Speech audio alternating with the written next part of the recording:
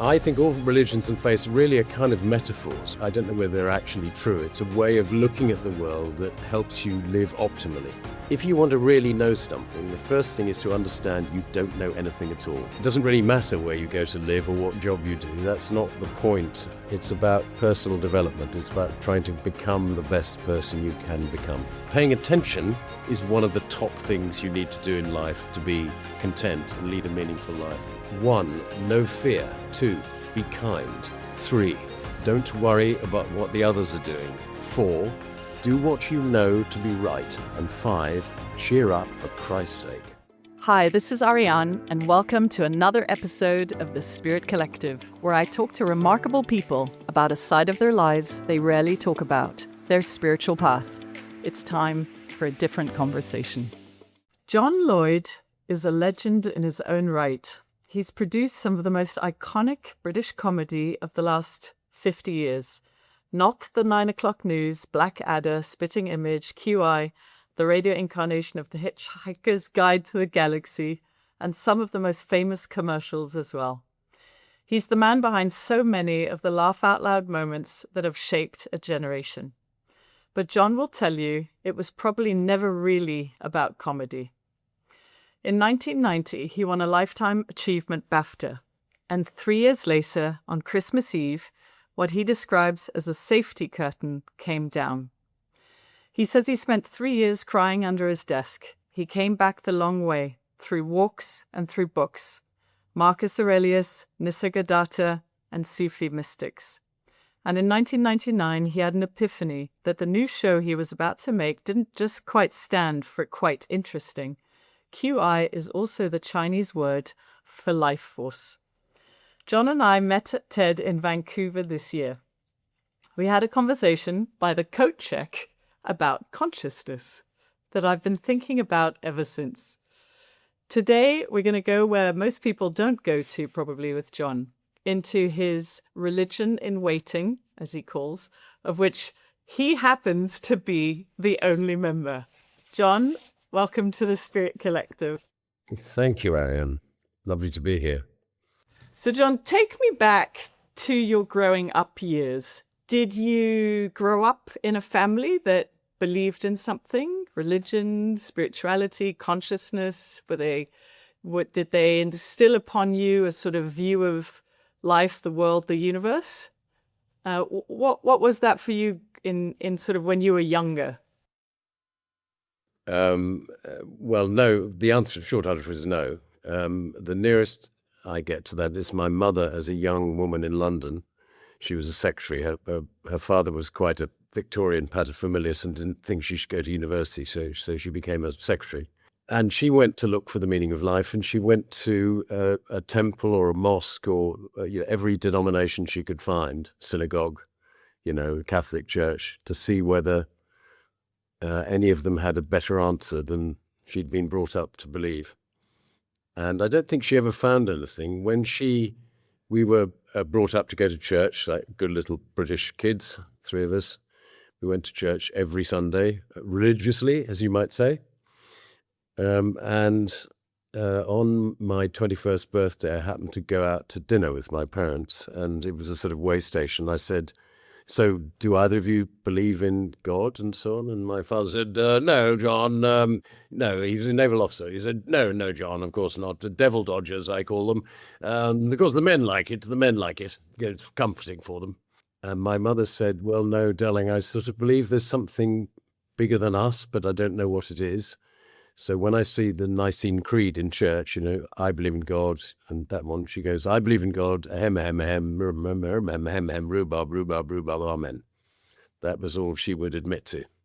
And so I said, "Well, what was the thing about going to church every Sunday?" And that was just what you did. It wasn't really particularly from a belief.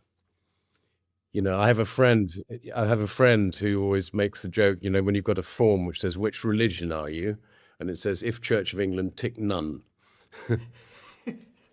Because it's a sort of tea and cakes religion. It's a glass of sherry with the vicar and then, off to lunch. And John, what did it become for you? So you heard your mother say that. I believe there might be something bigger going on. How did you start walking a bit more of a conscious path, spiritual path, looking for meaning path. And and what did you find along the way? Well, just going back to, I was at a British public school, or as you would call it, a private school, and it was very High Church of England in the grounds of the precincts of Canterbury Cathedral. And I was confirmed by the Archbishop of Canterbury, and at that moment I kind of lost any belief I might have had, because I saw the headmaster was a cleric. The connection between supposedly loving Christianity and being beaten was awfully close. And so I saw the church as a more of an authority figure, really, rather than something to provide solace. Although I love the cathedral. I'm actually giving a talk to the English Cathedrals Association in a week or so about my love of cathedrals, which is considerable. Yeah, but so I think one of the things that started me thinking before I had my crisis was when my son Harry was born. And I took him home, little tiny baby, said, well, Harry, this is what we call the ceiling, yeah? And this is what we call a pot plant, do you see? And I had this peculiar sense. First of all, I couldn't understand where his consciousness come from. I got the sort of meat aspect, we grow hair and fingernails and so on, and it's just a big step to a whole baby. But I couldn't understand the little look in his eye. Where did that come from? That really mystified me. And I had this strange sense that the little mind in there was going, oh, I hope these people are going to be all right. Where have I landed this time? She seems very angry, and he seems clinically deranged, showing me the pot plants and things. So I think that was when a little light bulb went on. The miracle of life, and particularly the miracle of consciousness, which really set something ticking in my head. And it was only 3 years later that I was in desperate states and in trouble. And, we'll go there in a second. I want to sort of go, okay, so you have this moment with Harry. I know I was reading a little bit about you. I know you studied law at Cambridge and ended up doing something very different.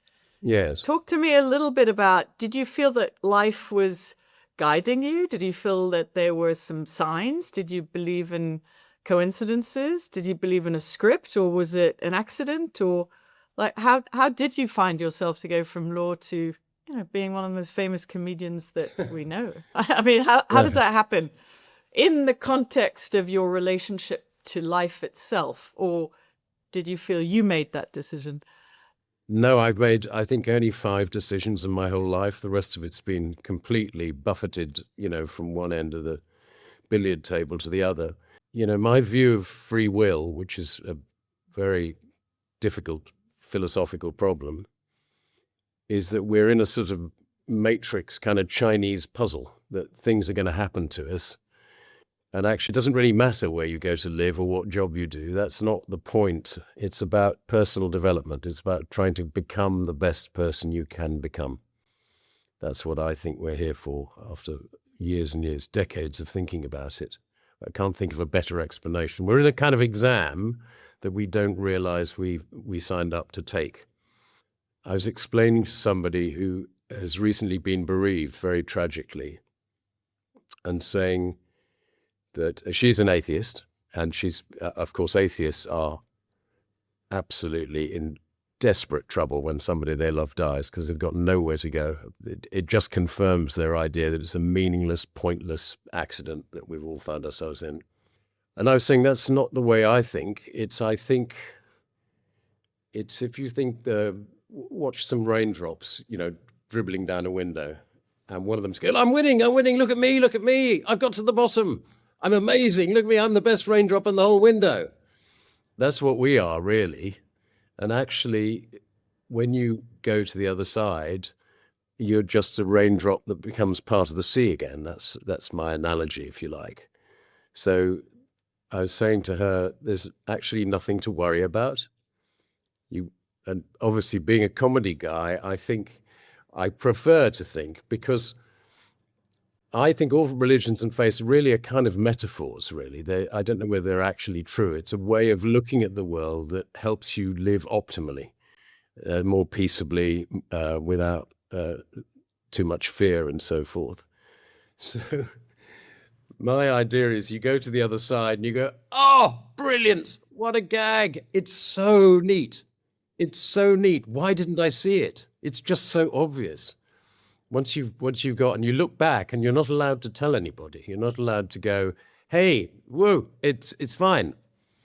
So I don't, although that may sound very strange, I don't, for example, believe in things like mediums and ghosts and all that kind of stuff. But I do love the idea that it's kind of upside down. It's we think this is life and they think it's the other way around. You know, we're the people in a sort of suffering position and they're all fine up there. I like your, we're here to take an exam or a test. What do you feel we are being tested on? Like, what do we need to graduate from? And in the context of we're here for our own personal development, it's obviously different for all of us. What have been your graduating moments? What do you feel have been your tests? Well, as I say, I had this dreadful crisis. I was very unfairly sacked from a couple of things that I'd been working on and was very hurt and resentful. And I'm just basically furious. And it took me a while to work out that I needed to do something about this rather than just wallow in my own self-pity. And I had won an improbable amount of awards in the previous 15 years. I mean, a silly amount. More BAFTAs than anyone else in the world except Dame Judi Dench, would you believe? You know, it's crazy. Amazing. And I cared, crazy. you know. I cared. I collected them. I put them on my wall, my office wall at home. Didn't have any pictures on it. It just had awards covering every single wall. So it's important to you. It was. And I looked at these awards in my misery and I thought, is this who I am? These 40 pieces of cardboard behind glass, is that what I amount to? Is that what I've struggled so hard for all these years? It seems futile. And I said the safety curtain came down. I didn't win another award for probably 10 years, not a single one. And eventually I was lucky because I was really now looking for things. I thought I have to find out what the problem is. I'm clearly the problem. What's gone wrong here with this program, as it were? I treated myself like a program which wasn't quite working and needed to be fixed. And I thought, this is odd, because all those years I was winning awards, quite often I won awards that I didn't deserve. And now I'm not winning awards that I do deserve. So that's odd. It's like the tumbler's gone over and everything's gone upside down. And I thought, in the life learning lesson, I thought, I used to have these strange insight rushes, I called them. They would something would click and I go, oh, there's a thing, there's an idea. And this one was that we're in if you like, the exam is like a video game, you know, and it is very similar to that. You're at school, you want to get to college, you know, you pass an exam, you think it's all going to be fine. Oh, no, and now you've got to get a degree. That's even harder. You got your degree, now you want to do a master's. That's incredibly difficult. You know, there is no solution to anything in life. It just goes up a level. And so every so often in life, you, as it were, hear a voice in your head going, welcome to level 9. And I thought, okay, so I got up one level because the first 15 years of my working life, I learned that diligence and hard work and not giving up and those kind of things were important, and they will get you a certain way. They'll win you prizes. No question. Persistence is much more important than talent. You know, not giving up is more important than being intelligent. Unquestionably. I think anybody serious will tell you that. And I thought, now the teaching machine is telling me I need to learn some new lessons. Patience, kindness, humility. Because obviously when you've got children, things like not giving up, yes, you have to have a bit of that, but mainly you need to learn patience and seeing the other person's point of view. You know, because when a child wants to bounce on the bed and you don't want them to, or you want them to go to bed and they don't want to, it's no good shouting at them, because it being a teaching machine, if you shout at children, they will not do what you say. They'll just become good at shouting. That's all, because children learn by example. So that's what I thought. Okay, I now need to learn these things: humility, and as I say, seeing the other person's point of view, that kind of thing. Have you ever thought of writing a book, John? Yes. Are you writing a book?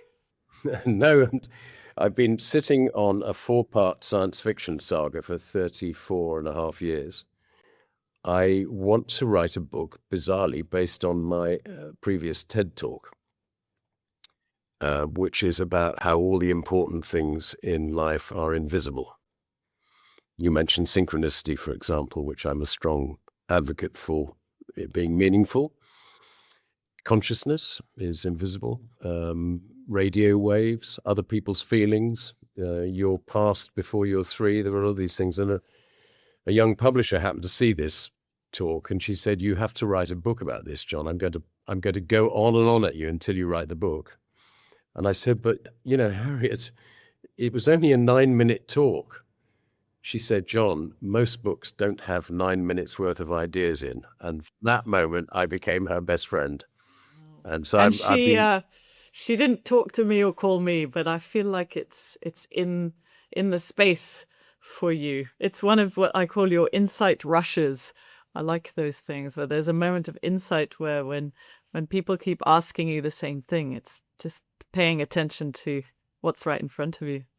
But we are, I'm here to help and support you. And if I'm meant to be kind of one of the cheerleaders on your path, I believe that life puts those in our way too.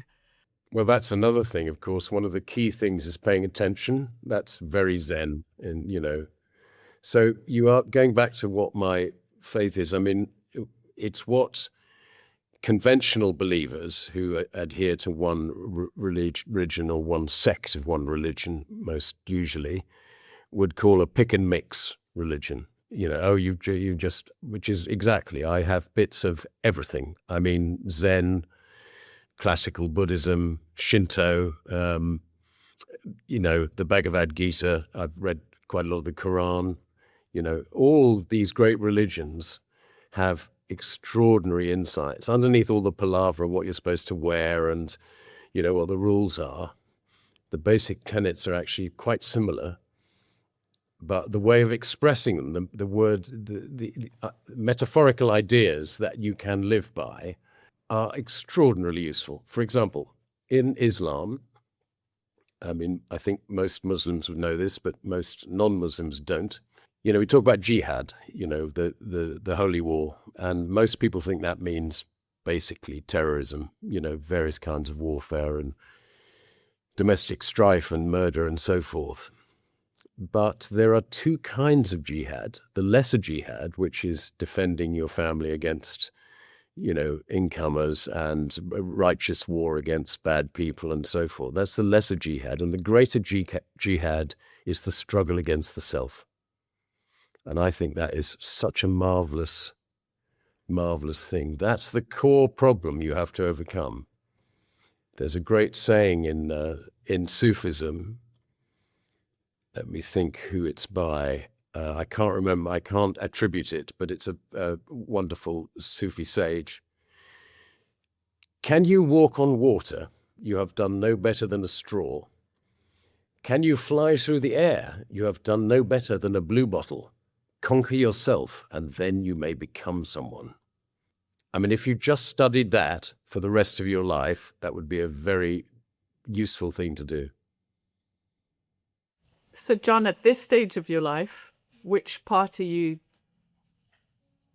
holding, being with, conquering? I don't want to use the word battle because those don't necessarily, that word doesn't necessarily help, but I can see that you've done a lot of this deep, aligning with yourself. Take us to where you are today. Well, I haven't got very good at it, Ariane. I've got very good at talking about it. Is that true? We don't really know that, John. Compared to who or compared to what? I think that is true because I don't know if I'm giving away all the things in my book. Perhaps that doesn't matter. But, I mean, one of the core ideas that my whole family uses, there are 2 of us in here. Okay, there's what we call the monkey in the head, the little yacky person who goes, oh no, well, oh God, why have I done? Oh, I've got to do. What am I worried about?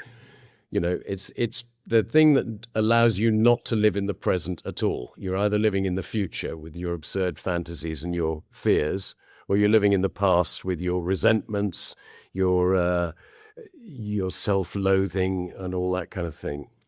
And then there's the true self, and that is connected to everything. It's like when they say you're in the zone. I was talking at this legal thing last night to a portrait painter I'd never met before. And we started talking about this. What a weird thing, a comedy guy and a portrait painter at a legal dinner, everybody in white tie and medals, suddenly talking about being in the zone. And he said when he paints, he's not there. He is in this place where it's being done through him.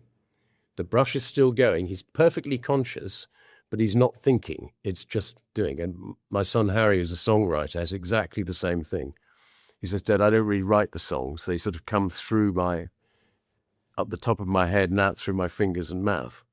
And that's well attested with musicians from Noel Gallagher to Mozart are often quoted as saying exactly that. I want to take us back to just a quick conversation around synchronicity.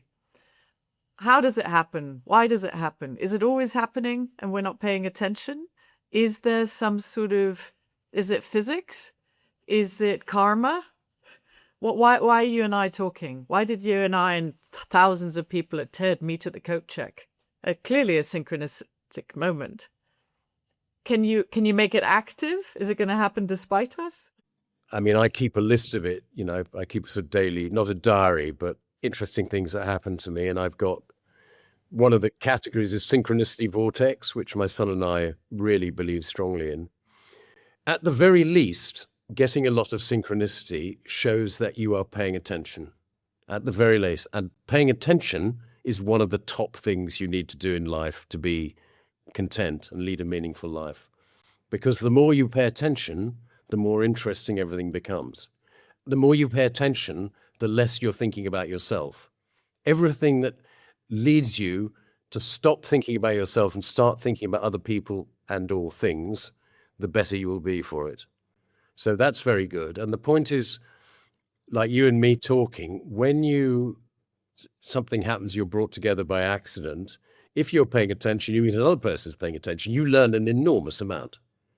And your world becomes bigger and your life becomes better because first of all, you had human warmth. You've learned something interesting, which is always very good for you. And your days were better for it. If I'm ever in a taxi, I always talk to the cab driver. And yesterday, going to this legal dinner thing, the guy, he was a Muslim of Pakistani heritage, although born and brought up in England. You wouldn't know on the phone he wasn't British. This guy got out of his Uber.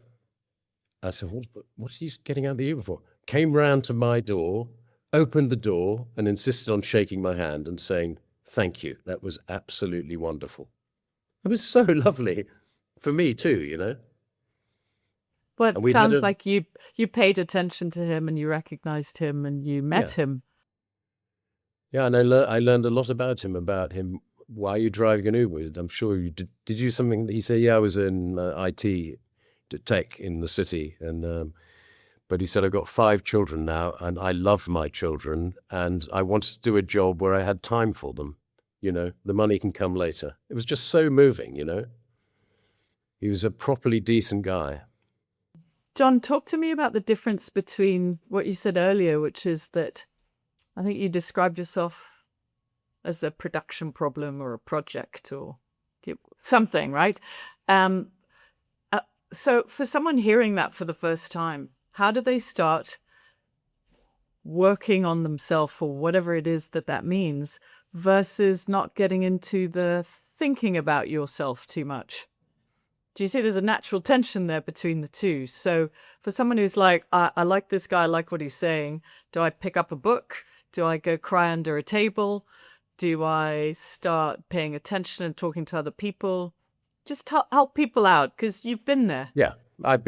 Yes, I was very depressed for a number of years, but now I look at it, I know since I've met people who are clinically depressed, I've never been there. I've never seriously considered taking my own life. I've never not been able to get out of bed at all. I just felt miserable and a bit self-pitying. But I can say certain things definitely help. Go for a walk of at least 2.5 hours. I guarantee you will feel better for it. Help somebody else. Go get out of the house, get out from under the duvet, get out, talk to other people. Anybody who's ever been depressed knows that you feel better already.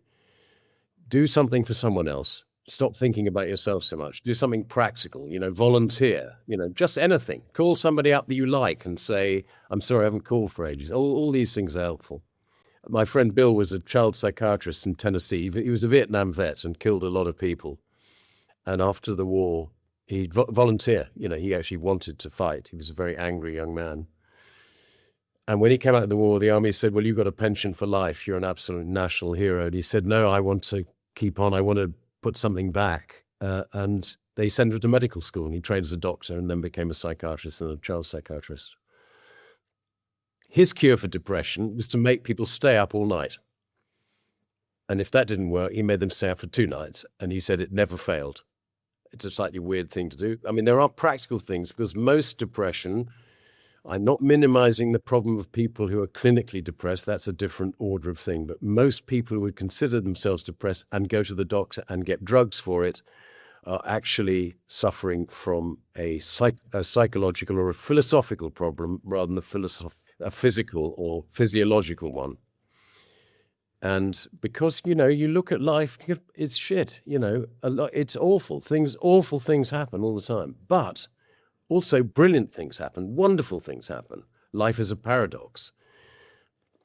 And if possible, you need to turn your worldview upside down and look on the bright side. Be grateful for what you have rather than moaning about what you don't have. These are things extremely difficult to do. Extremely difficult. And I'm not, because I've been trying to do it for 30 odd years, and I'm not saying it's easy, but it is ultimately what matters. Most people, if they're any good at all, are trying to fix everybody else's problems. They're blaming other people for their problems.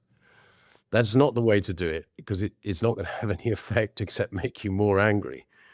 Fix yourself and everything will start to fix itself around you. You're more powerful than you think. What doesn't help with fixing yourself? Let's just compress a few years and months for people. What were dead ends? What was like, that didn't work, that was wrong, that took way too much time? Because if we want to be of service and we want to sort of, raise people's awareness, I know there's a lot of people who are like, just tell me what to do, John. Just tell me what to do, but also tell me what not to do. So I've heard some of the what to do's. What would you say, don't do this, or don't get lost in this? I heard blame. This program QI that I've been doing for nearly a quarter of a century now, which is about how everything in the universe is interesting, without exception, if looked at closely enough, for long enough, or from the right angle. So there's close attention. That's what I do for a living now. I pay attention for a living. And one of the things that you'll see in many religions, but the one that I can remember because I was brought up in that faith, Christianity, is judge not, lest ye also be judged, which is I don't judge other people because you'll get the judgment yourself. And that sounds like a sort of rather angry father telling you, stop sucking your thumb. Don't do that. But actually, it's a very good piece of advice. Why shouldn't you judge other people? Why shouldn't you scream, give the finger to a guy who cuts you up on the freeway?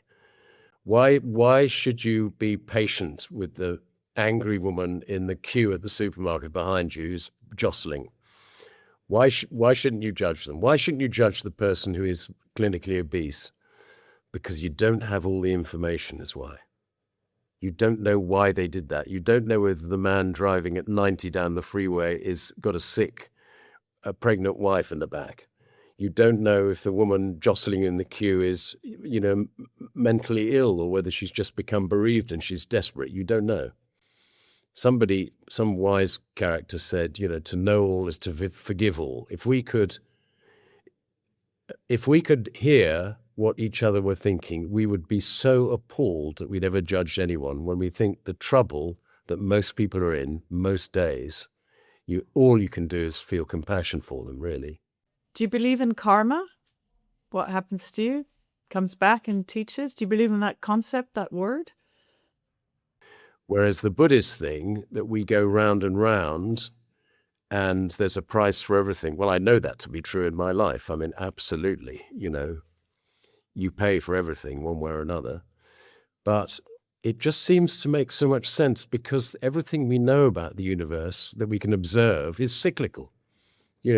Night follows day, spring follows winter, the trees grow up and they become compost and then grow seeds, and the planets go round the stars and so forth. The idea that humanity is in a sort of cyclical pattern seems good to me. And it also, I remember when I first discovered Buddhism, in the middle of my crisis, I literally didn't know anything about it. I thought it was the Hare Krishna lot, the guy chanting in the street. Because one of the things I couldn't understand, what had happened to me, why I'd have been so badly treated, why I was unhappy. I thought, I behave well. I'm one of the good guys, I don't steal, I don't hit people. I'm a decent person. And the weirdest thing happened, Ariane, as I was thinking that, it was late at night with the whiskey bottle open. And the first thing that happened, my chair snapped in half and threw me to the ground. It was a metal, one of those with a metal stalk, a swivel chair, strong, solid metal, snapped in half and threw me to the ground, as if somebody said, how dare you? How dare you speak like that? You awful person. And I had this vision in my mind. I opened the manhole cover into my basement, into my soul, as it were, and I slammed it shut because it was full of creepy crawlies, rats, diseases, full of fear and resentment and hatred and cowardice. I thought, oh, that's who I am. That's who I really am. All the rest I'm just pretending. That I'm a cheery old comedy producer, that's the mess that I am underneath. It's as it were, I opened the door to the garage that I hadn't been in for 50 years, and it was just crawling with, cockroaches and spiders' webs. And, I want to talk about love. How do you find the place to love all of that, whether it's in yourself and others? Like, how does, I think this podcast talks a lot about, people's spiritual journeys and how remarkable and how remarkably different in some ways they are. But we also are all pointing to love in some capacity. So the thought of working through all of that and getting rid of all the clutter feels exhausting to people. I know, but that's what you must do. What did you do? So tell me, what do you do with that? That's the job. I mean, it's, the Dalai Lama has this thing called stupid compassion, which is, of course, compassion for all living beings, but not about that. No, I'm not going to be compassionate about that. That's just stupid, what you're doing there.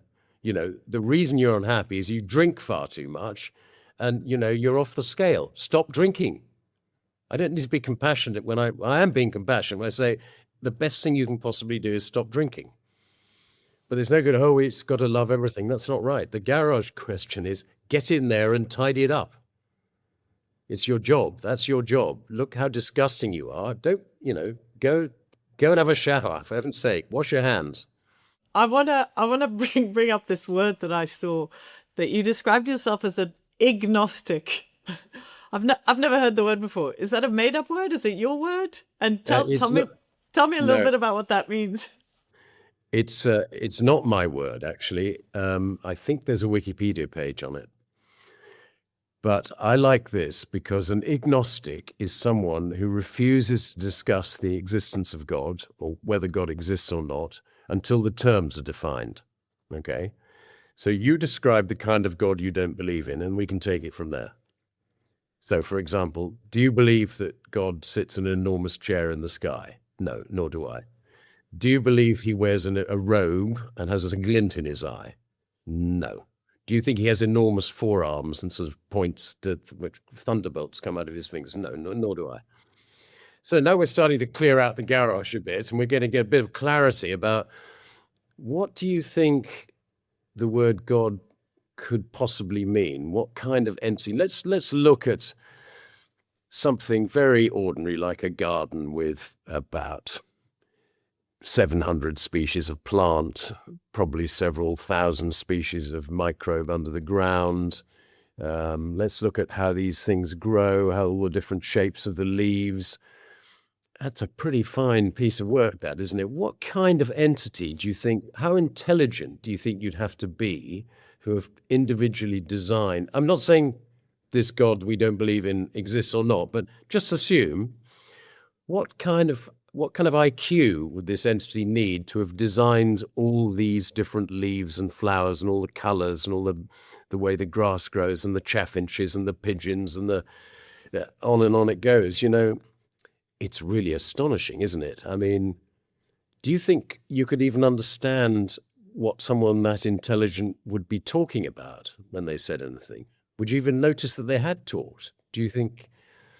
And it starts to become very interesting, and it doesn't become an argument about do you believe in fairies or not. It becomes, well, let's practically consider whether there might be a designer of some form.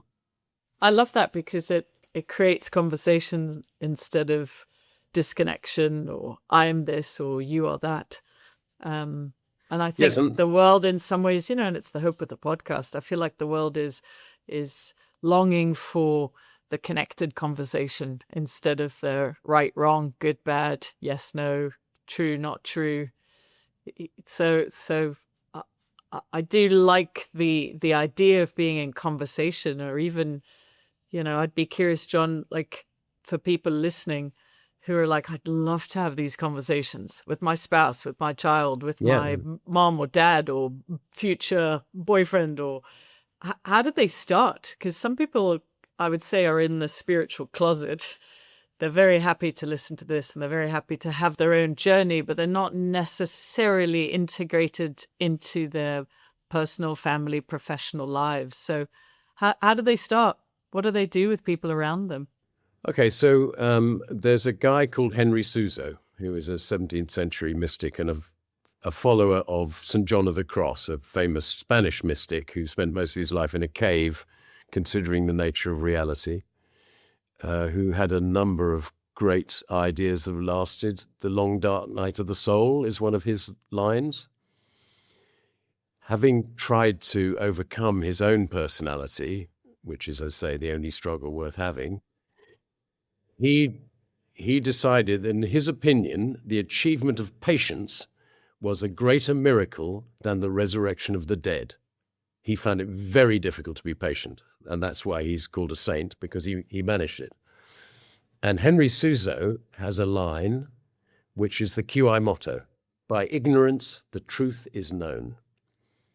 If you want to really know something, the first thing is to understand you don't know anything at all. You haven't got to first base. Okay, I don't care how many degrees you haven't really thought about anything very much, and certainly not about the things that are important. And that's what happened to me. Fortunately, I was very lucky. That didn't occur to me. I was told in no uncertain tone when I had my first thing that happened when I had my crisis, the first thing I thought was, I don't know anything. I don't even know about the job I do, which is directing television commercials. I don't really know what depth of field is, you know, and I have no idea what the cameraman's doing with the light meter. I haven't the faintest notion. I mean, yeah, I've shot hundreds of commercials. I've won prizes for them. But I don't know the faintest thing. I couldn't explain how a microphone works. I was horrified, Ariane. You know, I went to Cambridge University. I've got a law degree. I thought I was a reasonably smart guy. And that rug was pulled away from me, and I was really depressed for, I don't know, a couple of months. And it was a long time before I thought, I'm free. This is wonderful. I don't have to be right anymore. I can just be curious.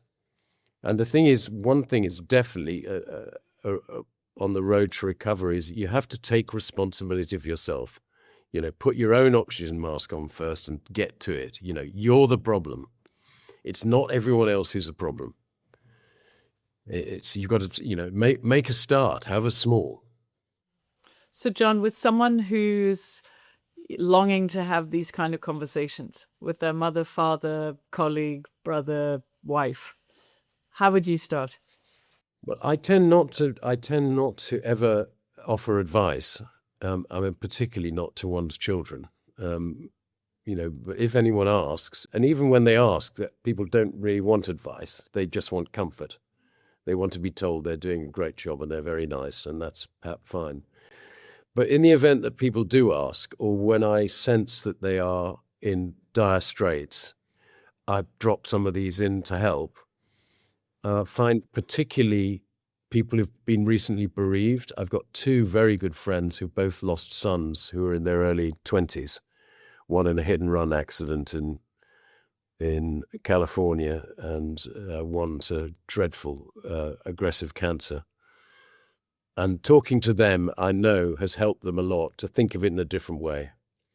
The death isn't necessarily the end of everything. I mean, because of course we don't know. And one of the things about doing QI for 25 years is I remain the professor of ignorance. I don't know anything, but I have learned a lot of things that I found helpful. Whether they're true or not is not, and that is the thing about a faith, a working philosophy, does it help you get through the day? If it does, it's a good thing. It doesn't matter whether it's true. It doesn't matter if there's no karma or we're getting a second life. If you think there is, it's like the placebo effect, If you're going to pill that says this will make you better, it's just made of sugar, and you believe it'll make you better, you will get better.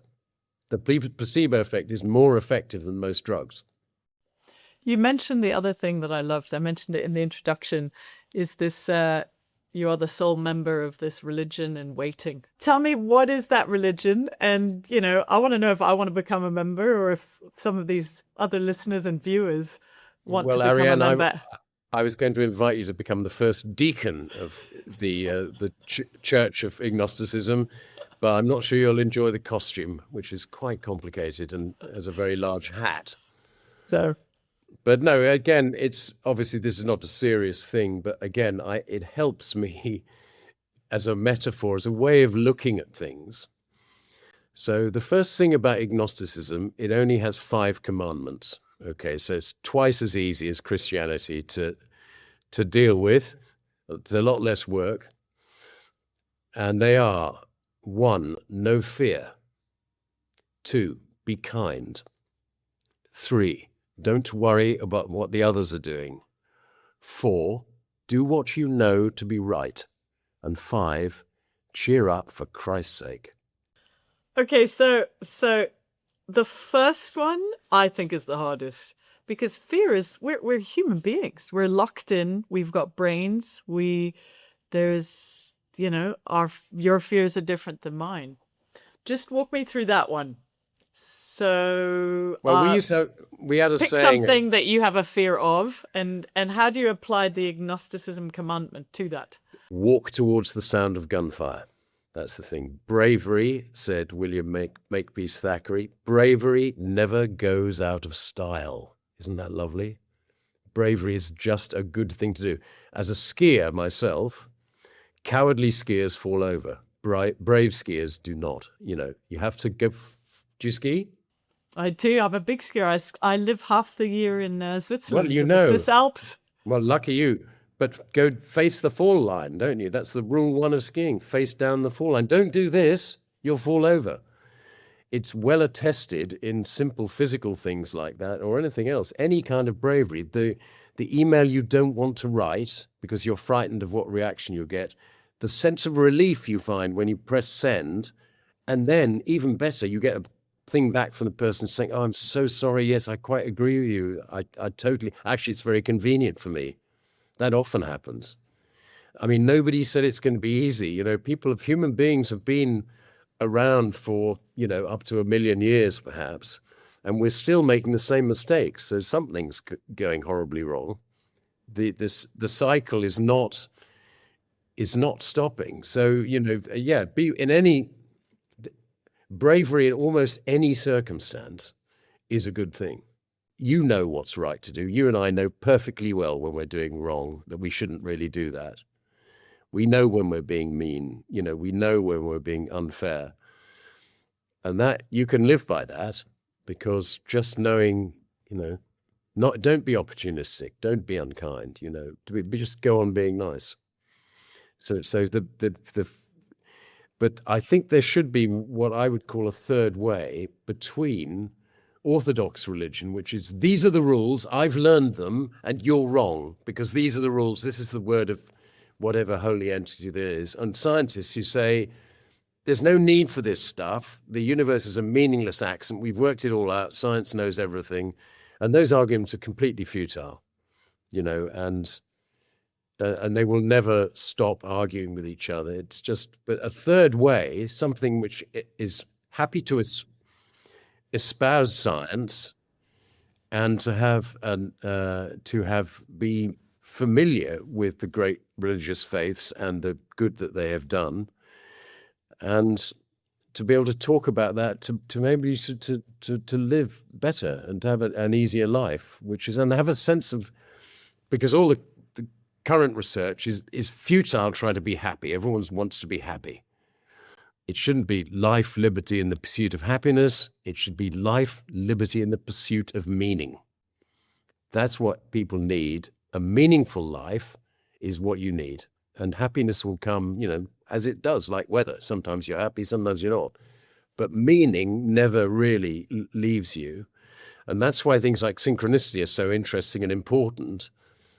Because if the universe, as I propose, is a sort of giant intelligent teaching machine, that's a hint. It's going, there is meaning. Do you see? There. Do you see? Meaning. There's one. It's just poked through the fabric. You see, there's another one. It is meaningful. And so that's what I think synchronicity does for me. It's like, when we say, what are the chances? I mean, they are infinitesimally small, usually. Not, your mother calling, but the connections you make between people that are so odd, so utterly improbable. And those happen to me quite a lot. I want to ask you what you see, if any, the relationship between the sacred and the spiritual and humor and comedy. It's pretty rare to have someone like you who, can speak as eloquently about the subjects we're speaking about and is, as humorous and funny and has seen the humor in life, in meaning, in problems, in suffering. Talk to me how those two have come together for you. I think humor is a very good way of getting people's attention and getting them to remember things and surprising them, shocking them perhaps. And on a practical level, it's an amazingly good tool for communication. Any speech which has two really good jokes in it or humorous remarks is orders of magnitude better than one that has no sense of humor at all. I mean, particularly you, who are a very warm-hearted and vibrant person and smart and funny. Thank you. When I saw your TED Talk, it was more serious. That's the one thing I took away from watching the unedited rough cut of my thing. I wish I'd smiled more. I wish I'd shown how much I was enjoying myself. It was a bit too serious. I know, but sometimes as a comedian, when you are serious, people think you're being serious as part of being funny. Oh, yeah, of course. So that's also, I don't like people laughing at their own jokes. But no, I think I often say I happen to be the professor of ignorance at a university in Southampton here because I refuse to be a professor of comedy because I don't know how it works. After 50 years doing it, I've no idea. I know that it works. I know I can make it work, but what's under the bonnet, I've no idea. I don't know why things are funny, why we find things funny, what it's there for. But as I say, I do believe we're living in one way of looking at life. We're living inside a gigantic practical joke that when we get out the other side of it, we will be so relieved. It's just a giant, hilarious dream. It's so easy when you're looking out from the outside in. You see, well, but of course, why couldn't they see it? How could they be so thick? It's some version. I've often thought, even when the first time I saw The Truman Show, I was like, oh, yeah, it makes sense for all of us. We've all got our little bubble around us and, things are being organized and scripted so that we pay attention and that we, knock on the edge and kind of get out and walk out. I've always felt that. That's why I think The Truman Show and The Matrix, why those sort of science fiction shows have such resonance, because they're getting at the things that people worry about. Why do we die? What's the point of anything? In a fictional way, particularly with a bit of humor in, is it, okay, now that I know I'm in the Truman Show, I can deal with it now. All the other people are just a fiction. And what do you know? It's me I have to fix. That's what the Truman Show's saying. I've got to have the courage to walk out and get across the sea and get across the ocean and say no to the relationship or whatever it is. Or, Groundhog Day is another one. That's to say, this is what you're doing. You're going the same thing over and over and over again every single day, and you don't realize, for God's sake, change the pattern. You don't have to be like that guy. He's stuck in it, but you are in exactly the same pattern in your actual life. So, John, my question was for parents who are listening to this, who want to keep this awake, alive, in their children at any age. How did you do it? Did you ask questions? What's the portal? I've got two broad tips about kids. Three. So the reincarnation thing.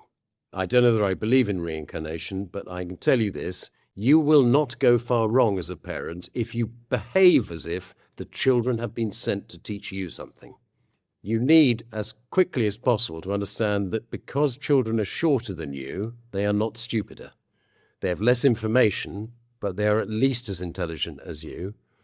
And I used to say to my wife when we were very shouty, youngish parents, if we spoke to our friends the way we speak to our children, we would not have any friends.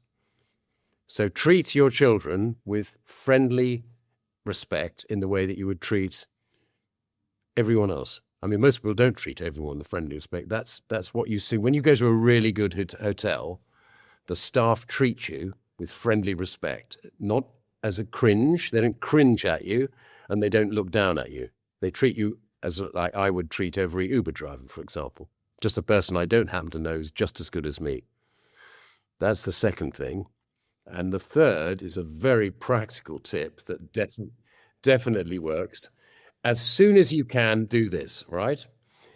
You know the way, just as you've got the little blighters to bed and you're sitting down with a glass of wine with your beloved and after a long day, and there's a little voice, Daddy, can we play Lego? Don't go to bed, you wretched child. It's Mummy and Daddy's time. We want to get drunk. Don't do that. And don't try and push them back to bed. What I'm saying to you is this. When a small child asks you for help or advice or something they want to play at any time of day or night, whatever it is, no matter how much you think the thing you're doing is more important, don't do that. Do it immediately without question, okay? Tell the person on the phone to LA, sorry, something's come up, I'll call you right back. Tell the people in the meeting, sorry, I've just got to pop outside for a second, I'll be back in a sec. And then do it, play Lego, go to the swings, whatever it is. Get some cornflakes. If you do that consistently, without complaint, for about a year, they will never do it again. Because once a child knows that they can have your absolute attention whenever they want it, they don't need it anymore. And then we've come right full circle, because paying attention to your children, pay attention. And the other thing that I had to learn is see the other person's point of view. You're not right just because you're paying for it. The other person has an equally valid point of view. And the sooner you get to understand that, the happier you will both be. John, the last thing I want to just bring up, and especially in the realm that I know it's your son, I believe it's your son Harry who is the musician. I believe he also broke his back skiing? Yeah. He did, and had, the long road to recovery. But I want to just hear what type of music it is, where listeners can find him. Just tell us a little bit about him and, what it was like for you to see your son injured and then, pursue his joy and really be in his own magic. Okay, well, he was a very, very good skier from very young, and he is dyslexic and struggled at school, didn't want to go to college, and so trained in Argentina, got his British qualifications to become a ski instructor, and then spent 2 years training to become a French ski instructor, and I was so proud of him. There were, on his final test, there were 80 kids, in their teens, nearly all of them French Alpine born, and Harry came top with the best time. It's the third proudest day of my life. I just was so wonderful. And he had the life of Riley, you can imagine, 3 years, handsome dude he is, having the most fun in Courchevel. And then one beautiful blue day, deep powder, perfect weather, up on the high mountain, he hit something under the snow, double ejected from both his skis, somersaulted and landed on his neck, smashed 2 vertebrae. They got him, ordered the chopper to take him to Grenoble, and they gave him, as you do, a morphine shot for the incredible pain, and they nearly killed him because he had a fit. And his friend Fred, who was also in the chopper helping him, looked it up on Google and found that Harry has a morphine allergy, which obviously he didn't know. He's never had morphine in his life. They got to the hospital, and the young Russian intern doctor said, Fred said to this guy, my friend has a morphine allergy. And the guy said, I've never heard of such a thing. Don't be silly. And they gave him another one. And then they thought they nearly killed him. And he was actually technically dead for several minutes on the operating table. His heart stopped. And so he's very, very lucky to be alive. And I'm very lucky that he is alive.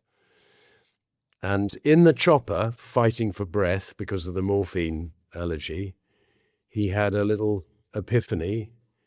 And he said, whatever's up there, if you give me a second chance, I'm going to stop mucking around being a ski instructor, behaving very badly and being silly, and dedicate my life to music.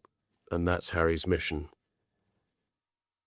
To spread joy. And so he's called Waiting for Smith. He writes beautiful songs. Some of them are very sad. Some of them are unbelievably upbeat and jolly. And they're all he's a great tunesmith. He writes wonderful tunes that you won't be able to get out of your head. When Harry was technically dead, did he cross over? Did he feel out of his body? Did he have those kind of experiences that some people talk about? I don't think so, but he did. Harry, as you can imagine, never does anything by halves. He's a real extremist, and he went on a Vipassana retreat. Do you know what those are? Yeah, I've been. 10 days silent meditation. One of the hardest things I've ever done. Very hard. So Harry went on one of those. He had, in that 10 days, 60 past life experiences. No one else in the retreat did. But, that's the thing. Harry really went for it. So he is I wouldn't even say, there isn't a word for it. He's not convinced or sure. He knows. Harry knows that he's been here before. Amazing. And maybe we'll have Harry on. We'll have Harry on the podcast. And John, I could keep talking to you, but I'm aware that we're way over time. I want to thank you for your heart, your generosity, your kindness. I've been here.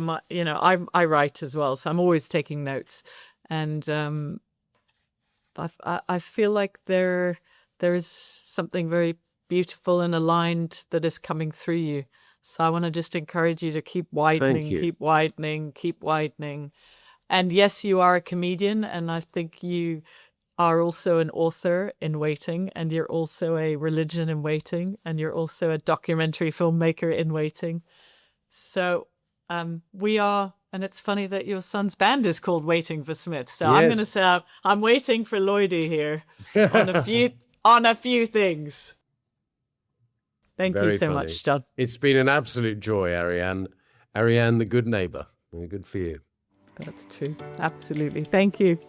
If this conversation moved you or inspired you, please follow the show wherever you listen to podcasts. And if it really moved you, please leave us a 5-star review. It really does make a big difference. And finally, if someone came to mind while you were listening to this episode, please send it their way. Remember, new episodes drop weekly. I'll see you very soon.